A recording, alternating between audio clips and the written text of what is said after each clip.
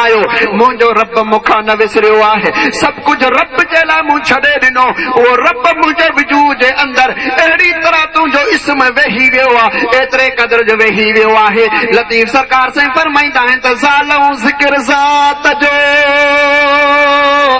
इहे वेल न विसारीन, सनासी सुभान खे अदा सदाई सारीन, तस्बीह जी तरारसी मुल्हिद खे मारीन, जज़ाउहुम इंद रब्बिहिम इते इख्तियारीन, तो पर चङी पारीन, अदा गुरु खे गदिया कापिड़ी।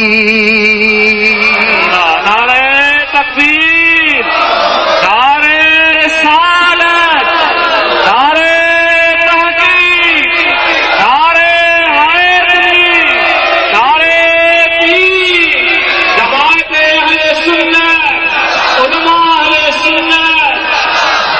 इन्हनि खे पंहिंजो मालिक मिठो सयाद आहे। सुल्तान आरिफीन बायज़ीद बुस्तामी रहमतुल्लाह ताला अलैहि जन इरशाद फरमाइनि था, मुंहिंजो रब मूंखां कोन विसरियो आहे, ए मलाइको तव्हां 4000 साल पंध जा करे मूं वटि पहुता आहियो, तभी तव्हां खां रब न विसरियो। मां हिननि घरनि खां हिन घर पहुतो आहियां, मूंखां कीअं थो मुंहिंजो मालिक मिठो साईं विसरी सघे। सची हदीस सचे नबी पाक जी ज़ाहिर थी वई आहे, इन्ना औलिया अल्लाह ला यमूतून, अल्लाह वारा मरंदा कोन्हनि के, बल यंतकिलून मिन दारिन इला दार, बल्कि हिकिड़े घर मझां लाडाणो करे ॿिए घर हलिया वेंदा आहिनि।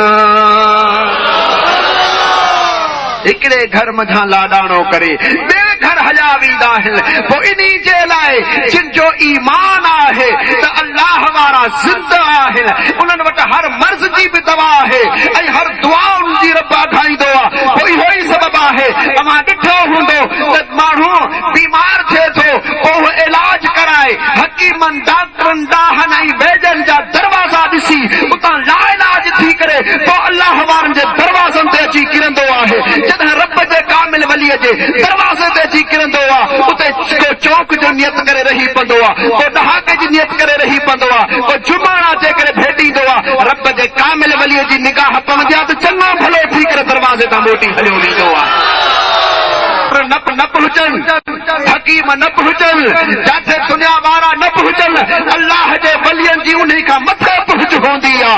इन्ही जे लाइ जो हदीस कुदसी में रब काइनात इरशाद फरमायो, ये जेके मुंहिंजा दोस्त आहिनि, कुंतो समअहुल्लज़ी यस्मअु बिहि व बसरुहुल्लज़ी युबसिरु बिहि व यदहुल्लती यब्तिशु बिहा व रिजलुहुल्लती यमशी बिहा, मां उन्हनि जे कननि जी ताक़त बणिजी वेंदो आहियां, जिन साण ॿुधंदा आहिनि उनजे अखि जी ताक़त बणिजी वेंदो आहियां, जिन साण ॾिसंदा आहिनि उनजे हथ जी ताक़त बणिजी वेंदो आहे, जिन साण पकड़ींदा आहिनि उनजे पेरनि जी ताक़त बणिजी वेंदो आहियां, जिन सां मुंहिंजा कामिल पंध बि करे हलंदा आहिनि।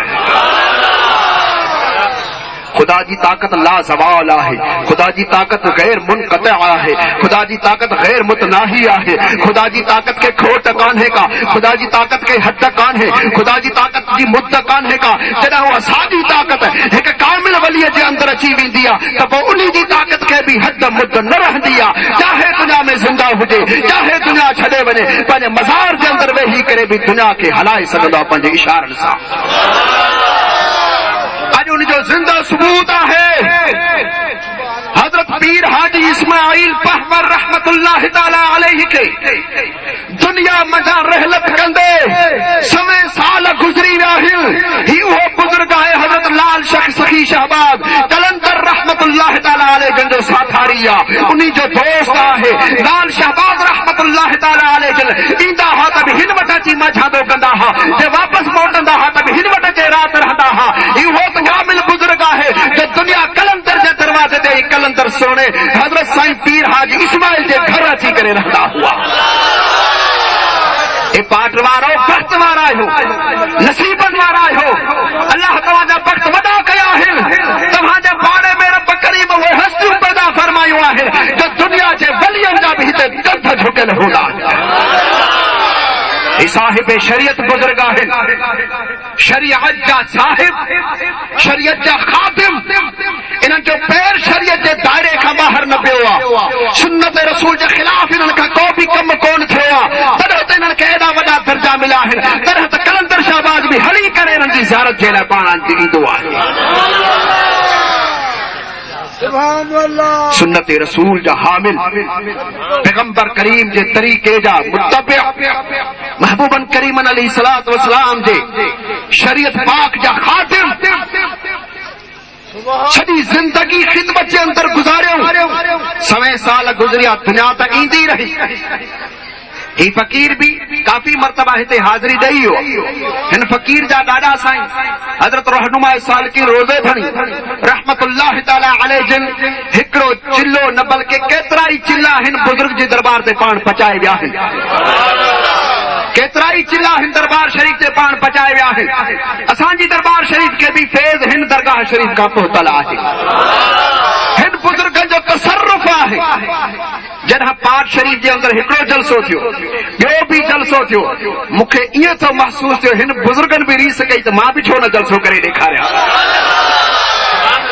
सुभान अल्लाह, सुभान अल्लाह, सुभान अल्लाह। इन बुज़ुर्ग ज़िंदा आहिनि, हयात आहिनि पंहिंजे मज़ारनि जे अंदरि। हिननि बुज़ुर्गनि जो त असां बि जलसो करे ॾेखारींदासीं। सुभान अल्लाह। अब पोइ उर्स लॻाइनि, ॿारहा लॻाइनि, मेला मलाखड़ा लॻाईंदा आहिनि ॿिया, पर हिननि बुज़ुर्गनि जो ही शरई मेले लॻाइण वारा ई मखदूम पाट वारा पाण आहिनि। हस्तनि जूं महफ़िलूं हस्तियूं अचे मल्हाईंदियूं आहिनि। कामिलनि जे दरबारनि खे कामिल अचे हलाईंदा आहिनि। इन मंझां ज़ाहिर आहे बुज़ुर्ग ॿुधाइण चाहिनि था त असांजी दरबार बि फयाज़ दरबार आहे, निठणकी दरबार असांजी कान्हे का। अची करे असांजी दरबार ते ॾिसो त तव्हांखे झंगल में बि मंगल नज़र अची वेंदो। अची करे असांजे दरबार में ॾिसो, पंहिंजा सुवाल खणी अचो, पंहिंजूं मुरादूं खणी अचो। जॾहिं तव्हां उथंदो त तव्हां मुरादनि जूं भरियूं ॿधे करे तव्हां उथंदो। तव्हांजी झोलियूं ख़ाली न हूंदियूं, तव्हांजा हथ ख़ाली न हूंदा, तव्हांजा पल ख़ाली न हूंदा, लेकिन भरपूर थी करे तव्हां उथंदो। इहा उमेद आहे। बुज़ुर्गनि पंहिंजो इज़हार फरमायो आहे, पंहिंजे फैज़ खे ज़ाहिर कयो आहे। असां सभु सवाली पढ़जी करे हिन बुज़ुर्गनि जे दरवाज़नि ते झोलियूं ऐं चादरूं खणी करे आया आहियूं। उमेद आहे जॾहिं उथंदासीं त असांजूं ही झोलियूं ऐं चादरूं फैज़ सां भरपूर लॻियूं पियूं। सुभान अल्लाह। नारे तकबीर, नारे रिसालत, नारे तहकीक, नारे हैदरी, नारे पीर, उलमा अहले सुन्नत, हज़रत क़िबला साहिब मुफ्ती खलील अहमद जान। इन कामिल हस्ती जी दरबार, शरीयत पाक जी पाबंद दरबार, जीअं पाठ शरीफ़ वारनि जी दरबार आहे, जीअं पाठ शरीफ़ जे बुज़ुर्गनि जी दरबार, शरीयत जी पाबंद दरबार, दीन पैगंबरी खे कुंड ऐं कुणछ ताईं पहुचाइण वारी दरबार, अहिड़ी तरह ही बुज़ुर्ग बि अॼु पंहिंजे तसर्रुफ़ सां पंहिंजो फैज़ दुनिया जे अंदरि फैलाइण चाहिनि था। जीअं पंहिंजी ज़िंदगी में फैज़ पहुचायूं, अहिड़ा असां वटि तारीख़ी पुराणा किताब न आहिनि। शायद हज़रत साईं मखदूम साहब जिन खे मालूमात ज़्यादा हुजे, असांखे एतिरी मालूमात न आहे, एतिरो गहरो मुतालियो बि न आहे। बुज़ुर्ग कॾहिं खां हिते आया, असुल किथां जा हा, पर जॾहिं ज़ात खे ॾिठो थो वञे पहवर, त पोइ असां यकीन सां चई सघूं था त पहवर पुराणी क़ौम सिंध जी आहे, त ही असुल खां ई सिंध जा बाशिंदा बुज़ुर्ग आहिनि। तव्हांखे ॼाण हुअणु खपे त सिंध जा उहे बुज़ुर्ग हुआ, सिंध में उहे कामिल हस्तियूं थी गुज़रियूं आहिनि जो सुल्तानुल आरफीन बायज़ीद बुस्तामी रहमतुल्लाह ताला अलैह भी सिंध जे बुज़ुर्गनि जो मुरीद आहे। साईं बायज़ीद बुस्तामी भी सिंध जे मुरीदनि जो बुज़ुर्ग आहे, सिंध जे बुज़ुर्गनि जो मुरीद आहे। अल्लामा जामी साईं रहमतुल्लाह ताला अलैह जन उन्होंने लिखियो, उन्होंने पाण लिखियो तो सुल्तान आरफीन बायजीद बुस्तामी रहमतुल्लाह ताला अलैह जन इरशाद फरमायो मूं 360 मुर्शिद कया। केतरा मुर्शिद कयम? 360 मुर्शिद। ऐं उहे कहिड़ी तरह अॼुकल्ह जे मुरीदन वांगुर न, अॼु हिन जे पोयां कल सुभाणे हुनजे पोयां ॿिए ॾींहुं हुनजे पोयां दर दर ते हलंदो वते, केॾीमहिल हुनजी टोपी, केॾीमहिल हुनजी चादर, केॾीमहिल हुनजो पटको। इहे पेट चटिया मुरीद हूंदा आहिनि, उन्हनि जो फैज़ सां को वास्तो न हूंदो आहे। इहे को चवंदा आहिनि चोखो मिले असांखे। मुरीद हिकिड़े जा ॿिए वटि विया त वरी उहो वेस करे उते खाइण पीअण जे लाइ हलिया वेंदा आहिनि। ईअं न आहे, वञो सभु जे दरवाज़े ते, लेकिन सिक ई मुहबत पंहिंजे मुर्शिद जी हुअणु खपे दिलि जे अंदरि। उन खां सवा फैज़ मिलण ई महाल आहे। वञो सभिनि जे दरवाज़े ते, ज़रूर वञो, तव्हांखे ज़रूर फैज़ मिलंदो, लेकिन पंहिंजे मुर्शिद जी मार्फत सां मिलंदो। ऐं ठगी थोड़ी सां तव्हांखे न मिलंदो फैज़। सुल्तान आरफीन साईं फरमाइनि था, मां हिकिड़े बुज़ुर्ग जी बैयत कई, उन खां फैज़ वरतम, एतिरो फैज़ हासिल कयम जेतिरे क़दुरु हुनजे सीने में अल्लाह फैज़ नाज़िल कयो।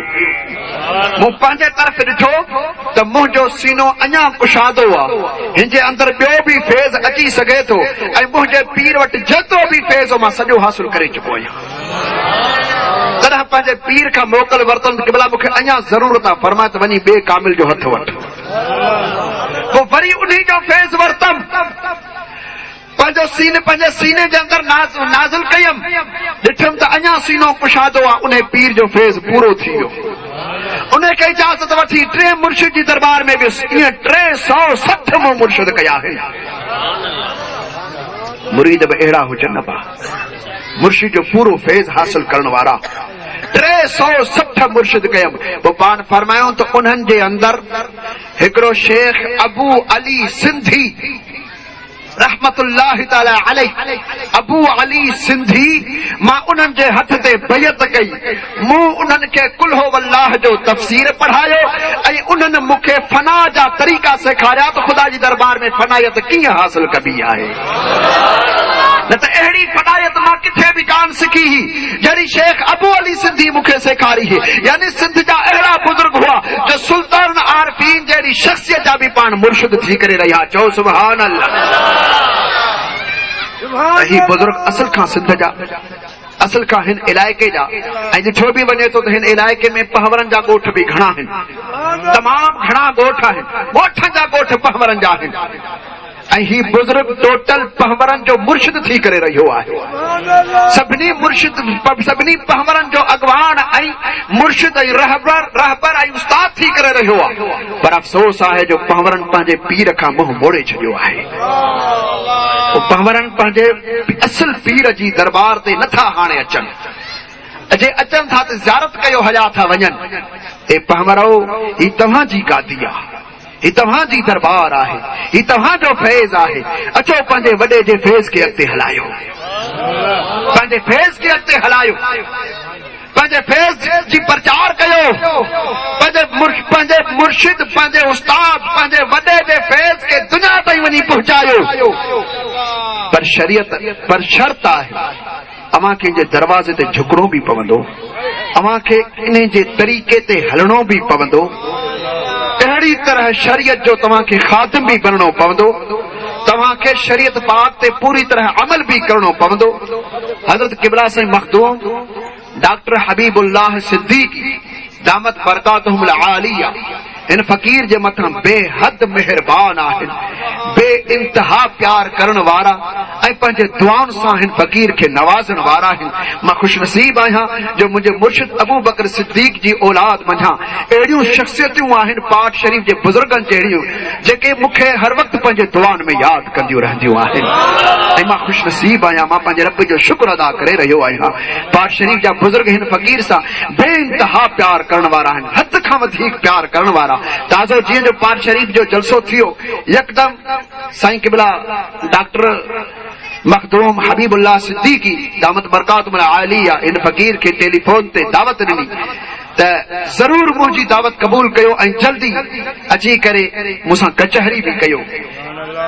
कुदरतन ॿिए ॾींहं ते हिन फ़कीर जो प्रोग्राम बि थियो हैदराबाद, ऐं साईं जी दरबार में वियासीं। उते साईं जे आस्थाने ते, साईं जे काशाना ते उते पहुतासीं, ॾाढी सुहिणी कचहरी भी थी ऐं सॼी प्यार ऐं मुहबत वारी। साईं जी मुहबत जो मुलाहिज़ो मूंखे उते थियो त केतिरे क़दुरु हिन उम्र रसीदा सफ़ेद वारनि वारे बुज़ुर्ग जी दिल में पंहिंजे ॻोठ, पंहिंजे परगणे, पंहिंजे बुज़ुर्गनि ऐं पंहिंजे गादियुनि जो केतिरे क़दुरु दर्द आहे। लफ़्ज़ लफ़्ज़ ते अखियुनि मंझां लुड़क किरंदा रहिया। एतिरे क़दुरु जो बाज़ वक़्तु पाण ॻाल्हाइण खां बंदि थी वञनि। एतिरो दर्द, एतिरो फिराक, एतिरो ॾुख पंहिंजे इलाइक़े जो त कॾहिं पाठ रही जो पाठ जा बुज़ुर्ग दुनिया जे मथां पंहिंजो झंडो उभो करे बीठा हुआ। अॼु पाठ एतिरे क़दुरु पोइते हली वई आहे। अॼु पाठ तमाम पोइते हली वई आहे। छो न पाठ शरीफ़ जे अंदर वरी इल्म जूं साॻियूं लहरूं लॻायूं वञनि। पाठ शरीफ़ जे अंदर छो न फैज़ जो साॻो दरिया छोलियूं हणे। पाठ शरीफ़ जे अंदर छो न इल्मी मर्कज़ काइम कयो वञे। उहो तॾहिं थी सघे थो जॾहिं पाठ जूं ख़ानकाहूं मज़बूत थींदियूं। सिद्दीक़नि जी ख़ानकाह ऐं पहवरनि जी ख़ानकाह जॾहिं इहे मज़बूत थींदियूं, इन्हनि जे अंदर इल्म अचे, इन्हनि जे अंदर तसव्वुफ़ अचे, इन्हनि जे अंदर शरीयत पाक जी ॼाण ऐं सुञाण अचे, इन्हनि जे अंदर ख़ल्क़ जे ख़िदमत करण जो जज़्बो पैदा थिए, इन्हनि जे अंदर दीन जो दर्द पैदा थिए, इन्हनि जे अंदर पंहिंजे फैज़ जो क़द्र पैदा थिए, तॾहिं पाठ शरीफ़ पंहिंजे उन साॻे उरूज ते ईंदी जेका शेख शहाबुद्दीन सानी सोहरवर्दी रहमतुल्लाह तआला अलैह जिन जे दौर में पाठ शरीफ़ खे उरूज नसीब थियो हुओ। उन खां रहमतुल्लाह तआला अलैह जिन जे दौर में पाठ शरीफ़ के उरूज हासिल थियो हो। असां ॾिसी रहिया आहियूं अॼु पाठ शरीफ़ में उहो सिज फैज़ वारो पंहिंजी कनी कढी रहियो आहे, पंहिंजा किरणा दुनिया जे मथां छॾे रहियो आहे। मूंखे कभी उमेद आहे इंशाअल्लाह ताला थोरे वक़्त में पाठ शरीफ़ जे फैज़ ज़ाहिर ऐं बातिनी जो सिज दुनिया जे मथां चमकी करे उथंदो। आमीन जो दोस्तो। दोस्तन जे बुजुर्गन पाठ शरीफ़ वारन जे ख्याल मुताबिक ऐं उन्हनि जी सोच मुताबिक ऐं उन्हनि जी दिली ख्वाहिश मुताबिक गॾोगॾु उन्हनि जे इरशाद मुताबिक वक़्त जे बुजुर्गन जो भी इहो हुक्म आहे जिन में ही बुजुर्ग ऐं पाठ शरीफ़ जा सिद्दीकी खानदान जा अॻियां बुजुर्ग उन्हनि जो भी अहिड़ो हुक्म थियो आहे त हिन दरबार हज़रत साईं हाजी पीर मोहम्मद इस्माइल पहमर रहमतुल्लाह तआला अलैह जिन जी दरबार ते को गादी नशीन मुक़रर कयो वञे।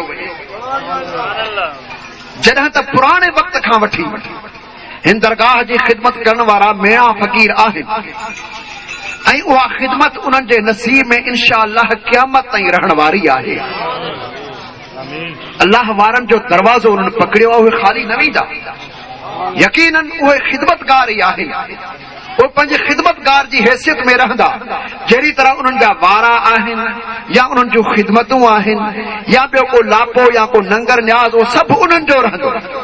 उन्हनि जे अंदर गादी नशीन जो को वास्तो न आहे। सिर्फ़ नाले जे करे गादी नशीन हिकिड़ो मुक़रर कयो थो वञे जेको दुआउनि जो दर हुजे, जिथां फैज़ अॻिते हले।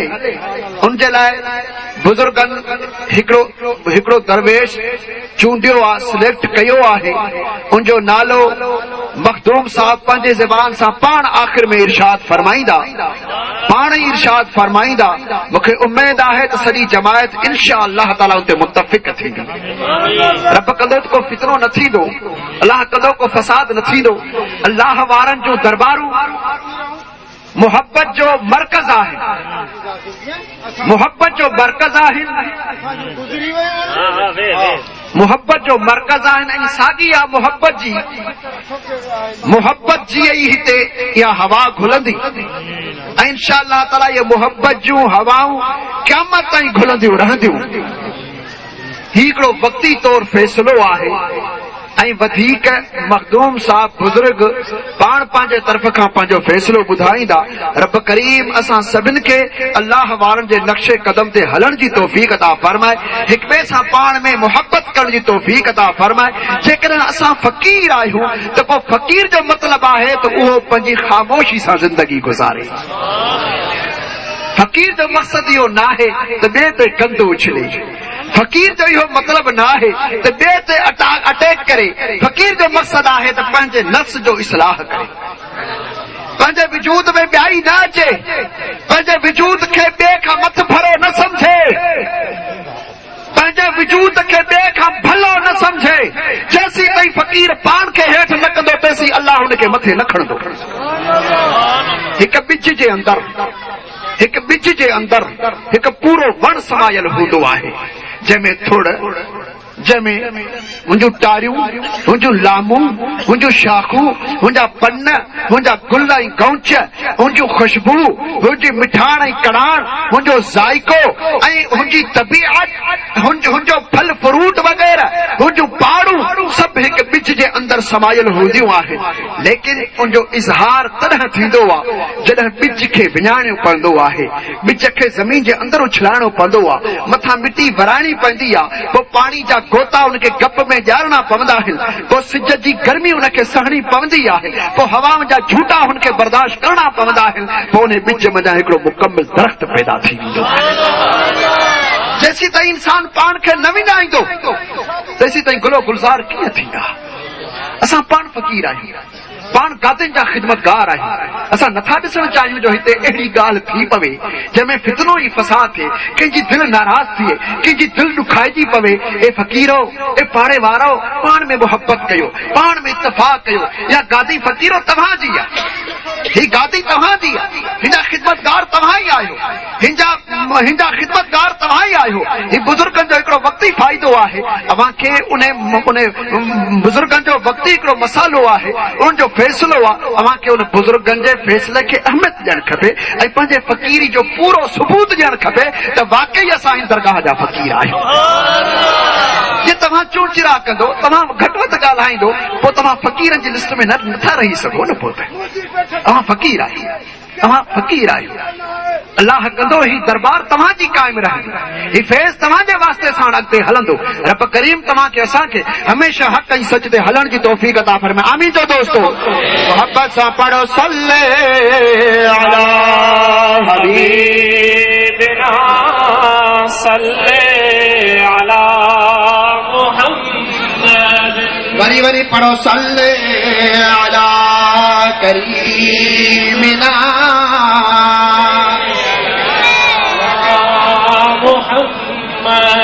रब्बे कायनात इरशाद फरमायो वकज़ालिक जअलनाकुम उम्मतन वसता।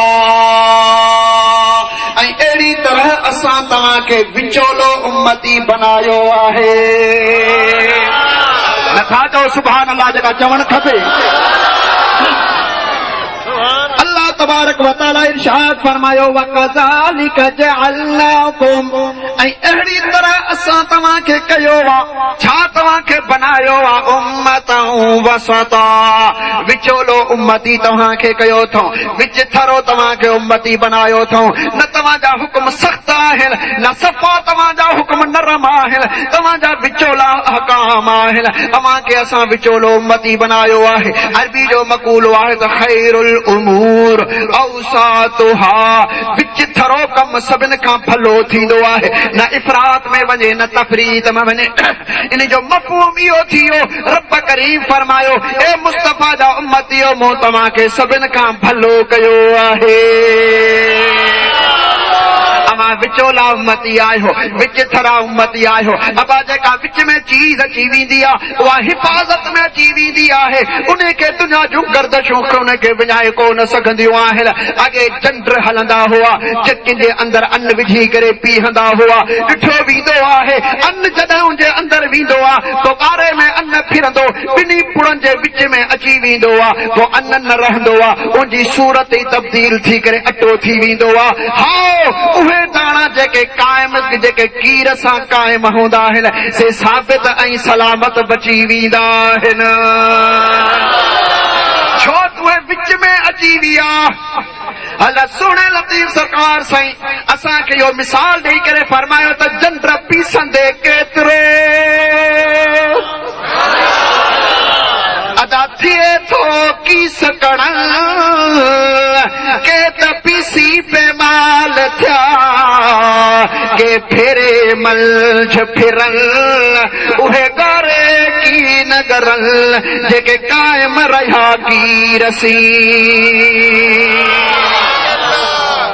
जेके कीरसी कायम रहा उहे फेरे जे अंदर भी कोन फिरिया गारे जे अंदर भी कोन गया। अहिड़ी तरह दुनिया ही ज़मीन आसमान जी चक्की आहे। ही दुनिया ज़मानो गर्दश करे रहियो आहे। जेको ज़माने जे कमनि में अंदर पइजी वियो उहो पीसी पे माल थी वियो। हाओ जेको कायम रहियो कीर सां यानी मुस्तफ़ा करीम अलैहिस्सलातु वस्सलाम जिन सां कायम रहियो दिल उन जी ज़ात सां लॻाई मुहबत उन सां लॻाई उन जी शरीयत ते अमल कई उन के तरीक़े ते हलण वारो आहे उन खे न की दुनिया में लहर न की आखिरत में लोडोई आहे। रब करीम हिन उम्मत खे विचोलो बनायो आहे। विच में अचण वारी चीज हिफ़ाज़त वारी हूंदी आहे छो त हिन उम्मत जा अॻवान महबूब करीम अलैहिस्सलातु वस्सलाम जी ज़ात करीम आहिनि। हिन उम्मत जे विच में सुहिणा पीर दस्तगीर आहिनि। हिन उम्मत जे आख़िर में इमाम महदी अलैहिस्सलाम आहिनि। हिन उम्मत खे लहर लोडो ई कोन्हे को। फिट धनी बादशाह फरमायो त अछो पेड़ो आज जो जंहिंखे काबू लॻल हाकीर मोहड़ मोहम्मद मुस्तफ़ा पुठियां थामल दस्तगीर हर मोट मदीने जा मीर हीअ उम्मत तुंहिंजे आसरे। अदा हिन उम्मत जे बेड़े खे हलाइण वारा मुस्तफ़ा करीम आहिनि। हिन उम्मत के जे बेड़े खे संभालण वारा अल्लाह जा कामिल वली आहिनि। उम्मीद आहे त हीउ बेड़ो दुनिया जे अंदर त लुटंदो त सही लेकिन कॾहिं पुटंदो कोन। जेको बि हिन बेड़े में सुवार थियो यानी मुस्तफ़ा करीम अलैहिस्सलातु वस्सलाम जंहिंजी मुहबत रखी आहे ॿिए नंबर ते महबूबन करीमन फरमायो हाओ ही दुनिया सॼी दरियाह आहे जेकॾहिं दुनिया मञा तव्हांखे पार थियणो आहे पाण इरशाद फरमाईंदा आहिनि तो मिसालों जो ही आहे मुंहिंजा जेके अहल बैत आहिनि मसलो अहल बैती का मसलो सफ़ीनत नूह मुंहिंजा अहल बैत नूह अलैहिस्सलाम जे बेड़े वांगुरु आहिनि मर्र की बहा न जा वमन तखल्लफ अन्हा गरक या ॿी जे लफ़्ज़नि में आयो हलक। महबूबन करीमन फरमायो जेको इन बेड़े जे अंदर सुवार थियो उहो पार वञी पहुचंदो जेको पोइते रहिजी वियो उहो गर्क थी वियो। सैयदना नूह अलैहिस्सलाम जो भी बेड़ो हो मथे उॾामण मथे हलण लॻो आहे दुनिया सॼी पाणी जे अंदर भरिजी वई आहे। मुंहिंजा दोस्तो बेड़ो नूह अलैहिस्सलाम जो बची वियो जेके भी बेड़े जे अंदर दाख़िल थिया उहे बची विया जेके बेड़े खां पोइते रहिजी विया गर्क थी विया। महबूबन करीमन फरमायो मुंहिंजे आल जो मिसाल नूह अलैहिस्सलाम जे बेड़े वांगुरु आहे। मुंहिंजे आल सां जिब मुहबत कई तुंहिंजो बेड़ो ई पार थी वियो। मुंहिंजे आल खां जिम मोड़ियो हिते भी गर्क थी वियो तो उते भी गर्क थी वियो। अल्हम्दुलिल्लाह असां अहले सुन्नत वल जमाअत जो हिकिड़ो हथ आले रसूल जी दामन में आहे ॿियो हथ असहाबे रसूल जी दामन में आहे। उम्मीद आहे हिन बेड़े खे लहर लोडो ई कोन्हे को। हिन बेड़े खे लहर लोडो ई कोन्हे को। इंशाअल्लाह तबारक व तआला ही बेड़ो हमेशा कायम रहंदो हमेशा दायम रहंदो हमेशा वञी पार पहुचंदो। ही उम्मत भलारी ही विचोली उम्मत आहे विच थरी उम्मत आहे जे हिन उम्मत खे रब करीम सभिनि खां भलो कयो आहे। ही उहा उम्मत आहे एतिरे क़दुरु भलारी आहे जो वक़्त जा जेके अॻु में नबी सगोरा गुज़री आहे उहे बि दुआ घुरंदा विया त मौला असांखे आख़िर ज़मान नबी जो उम्मती बना। मूसा अलैहिस्सलाम रब जी दरबार में दुआ घुरी नूह अलैहिस्सलाम रब जी दरबार में दुआ घुरी ईसा अलैहिस्सलाम रब जी दरबार में दुआ घुरी। मुंहिंजा दोस्तो इब्राहिम अलैहिस्सलाम रब जी दरबार में दुआ घुरी मौला तो असांखे नेमतूं ॾिनियूं रिसालत ॾिनई नबूवत ॾिनई पंहिंजी मर्ज़ीअ सां पंहिंजी ख़्वाहिश सां पंहिंजी पसंदि सां। ए रब करीम जेकॾहिं असां खां कुझु पुछी थो असांजी ख़्वाहिश पुछी थो पोइ ख़्वाहिश इहा आहे त पंहिंजे आख़िर ज़मान नबी जो उम्मती बना। केड़ा वड़ा नसीब आहिन। अण घुरियो हबीब रब सां गदा फरमायो आ, एड़ो नबी कंहिंखे रब करीम कोन ता फरमायो आ। एड़ो त मेहरबान नबी आहे, एड़ा त मेहरबान पैगंबर असांखे रब ता फरमाया है जो असां घरनि में सुम्ही करे निंड्रूं कयूं, असां जंगलनि में हलूं, असां बुरा कम कयूं, बुढ़ा कम कयूं, असां गैर शरई कम कयूं, लेकिन मदीने जा साईं रब जी दरबार में हथ खुदा ॾेखियूं, असां जे लाइ बख़्श जूं दुआऊं घुरी रहिया आहिनि। असां त उन खां मुंहुं मोड़े वियासीं, उनजी सुन्नत खे उबजूं सुबजूं पाटियूं ॾेई परे मुंहुं करे भॼी वियासीं। असां उनजी सुन्नत खां मुंहुं मोड़े वियासीं, उनजे तरीक़े खां परे हटी वियासीं। लेकिन एॾो त प्यारो हबीब आहे, एतिरो त प्यारो महबूब आहे, एतिरो त वफ़ादार आहे जो अॼु बि असां साण पाण निभाईंदा अचनि था पिया। जॾहिं इंसान दुनिया मंझां दुन लाॾाणो करे वेंदो आहे, मिट माइट अज़ीज़ करीब संगत साथी उनखे गुस्ल कफन करे उनजो जनाज़ो नमाज पढ़ी उनखे कब्र जे अंदर दफन कयो वेंदो आहे। अबा न को भाउ हले, न की भेण हले, न ज़ाल हले, न पुट हले, न अबो हले, न अम्मा हले, न साथी हले, न समर हले, केर न हलंदो आहे। मदीने जा साईं फरमाईंदा आहिनि जॾहिं मुंहिंजो उम्मत जो को बि माण्हू जंहिं वक़्त में बि कब्र में ईंदो आहे, उनजे पहुचण खां पहिरियां मां उते मौजूद थी वेंदो आहियां। मलाइका अल्लाह जा पहुची वेंदा, पुछंदा त मां रब का तुंहिंजो रब केरु आहे, वमा दीन का तुंहिंजो दीन कहिड़ो आहे, वमल नबी का तुंहिंजो नबी केरु आहे। पोइ आख़िर में पर्दो हटाए विझंदा आहिनि ऐं हदीस पाक जा लफ़्ज़ आहिनि। मलाइका पुछंदा त मां कुंत तक़ूल फी हक़ हाज़र रजुल, हिन मर्द कामिल जे बारे में तूं दुनिया में छा चवंदो हुए, हिनजे बारे में दुनिया में तूं छा चवंदो है। ज़ाहिर आहे त मुस्तफा करीम असांजे कब्रनि जे अंदर पहुची वेंदा आहिनि, उन जगह ते न केर बि कोन थो हले। महबूब करीम अलैहिस्सलाम उते पहुची वेंदा। पोइ सोने लतीफ़ सरकार साईं तॾहिं त दुआ घुरी त मौला कब्र जो हाल तमामु ॾुखियो आहे, एॾो वॾो ॾुखियो आहे या रसूल अल्लाह, तुंहिंजी दरबार में मुंहिंजी दुआ है त वॾा वणकार जा जिते नांग सुठनि नीला उते अब्दुल लतीफ चवे हे गिलन कया हीला, जिते कुर्मन कबीला उते रसुज रहबर राह में।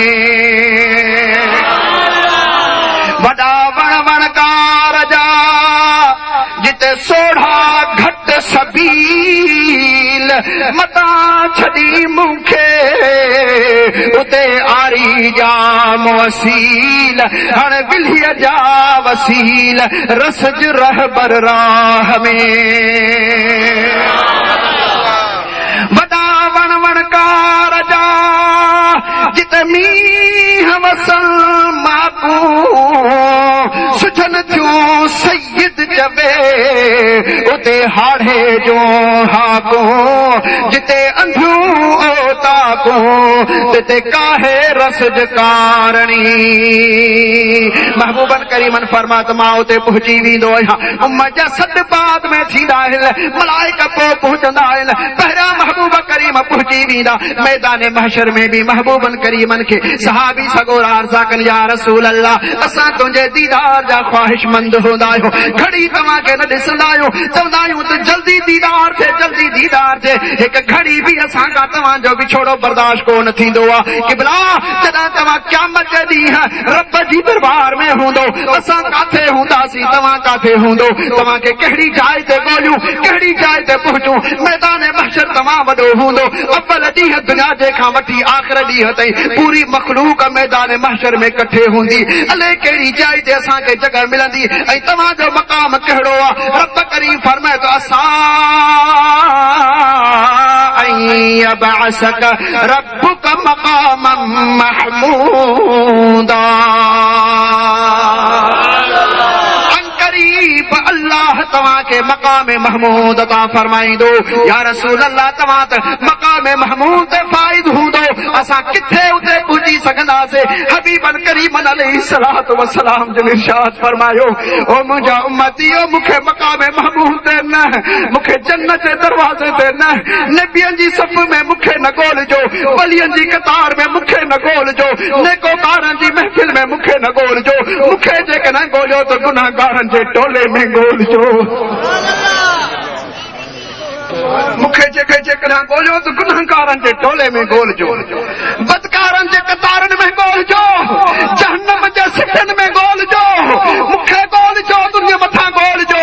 जेके अमलनि जे करे जिन कंध झुकियल हूंदा, खाॿे हथ में नामाए अमाल हूंदा, उन कंध झुकियल हूंदा, लिंगनि में थरकड़ी पैदा थियल हूंदी, अखियूं झुकियूं पियूं हूंदियूं, जंहिंजो को सहारो न हूंदो, जंहिंजे करे रब्बे काइनात इरशाद फरमायो, यौम यफिरुल मरउ मिन अखीहि व उम्मिहि व अब यौम यफिरुल मरउ मिन अखीहि व उम्मिहि व अबीहि व साहिबतिहि व बनीहि लिकुल्लि इम्रिइन मिनहुम यौमइज़िन शअनुन युग़नीह। वो क़यामत जो अहिड़ो हौलनाक ॾींहुं हूंदो जो मर्द फिरार थींदो, या फिरुल मरउ आहे त वॾो कूंधर, आहे त वॾो पहलवान, पर फिरार थींदो, लिकण जूं जायूं ॻोल्हींदो, अबा कंहिंखां भॼंदो, मलाइकनि खां भॼंदो, या को दुश्मन खां भॼंदो। रब फरमाए त न, या फिरुल मरउ मिन अखीह, ओ पंहिंजे सॻे भाउ खां भॼण जूं वाटूं ॻोल्हींदो। साम्हूं भाउ अची रहियो आहे, पीउ खां भॼंदो, माउ खां भॼंदो, पंहिंजे औलाद खां भॼंदो, पंहिंजे निकाह बधीअ खां भॼंदो, ओ पंहिंजे जिगरी यार खां भॼंदो, जंहिंखां सवाइ हुनखे दुनिया में निंड न पई अचे, जंहिंखां सवाइ ज़हर बणिजी वई ज़िंदगी, जंहिंखां सवाइ खाधो पीतो मुंहिंजो हराम थी वियो हुओ, अहिड़े दोस्त खां दुनिया जे आख़िरत जे अंदरि लिकण जूं जायूं ॻोल्हींदो। छो? लिकुल्लि इम्रिइन मिनहुम यौमइज़िन शअनुन युग़नीह। क़यामत जो ॾींहुं अहिड़ो हौलनाक हूंदो जो सबको पंहिंजे नफ़्सा नफ़्सी जे आलम में लॻो पियो हूंदो, चवंदो त रुॻो मुंहिंजी जान छुटे, मुंहिंजी जान छुटे, सबको पंहिंजे जान छॾाइण जी कोशिश में हूंदो। मुस्तफ़ा करीम अलैहिस्सलातु वस्सलाम जिन फरमाइनि था, अहिड़े वक़्त में जॾहिं मुंहिंजी उम्मत जो को बि सहारो न हूंदो, मूंखे गुनाहगारनि जे टोले में ॻोल्हिजो, सयाकारनि जे जमायत में मूंखे ॻोल्हिजो, जहन्नम जे कतारनि में मूंखे ॻोल्हिजो, जो उते मां मौजूद हूंदुसि, उन्हनि खे आफ़तूं बि ॾींदुसि, सहारा बि ॾेई करे जन्नत में वठी वेंदो मां। नबी सगोरा ख़ामोश,